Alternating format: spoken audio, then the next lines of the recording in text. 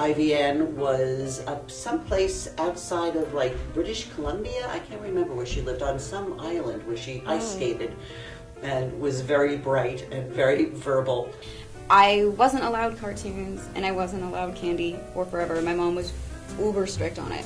So there was a scene where I was supposed to discover Mom's candy box and then roll over on a remote control and the TV pops up. I thought this was awesome because they handed me a Clark bar. And I rip this Clark bar open and I take a bite and I'm just like, oh!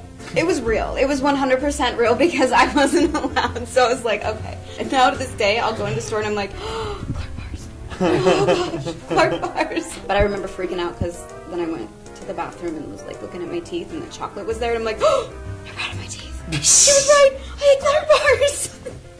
That was amazing. Clark bars are still my favorite. One time they told us there was going to be a giant crane and we all had to be very careful. There was a huge crane rolling in and nobody could go back there. Well, I'm from the Pacific Northwest. What did you think I thought was on the other side of the set? I remember coming to my mom freaking out that I thought that there was a ginormous bird. Right, and everybody had to be careful. It's those little things that you just don't click because you're so young. Yeah, I was terrified of the big bad bird that everybody's making this huge deal about. There's a crane.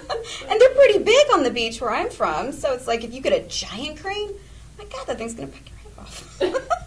It is kind of surreal being a mom now. I have a family, and so I can relate to a lot of what's going on and that mistakes can happen and amazing things can happen, and sometimes it's the craziness that's the glue that keeps everything together. It's real. It is real. I mean, my kid runs around. I love him to death, but it doesn't mean that I'm not somewhere in the back going, oh my God. So I guess because it means a lot to me and there are some really neat family values, I hope that's what somebody else could take from it too.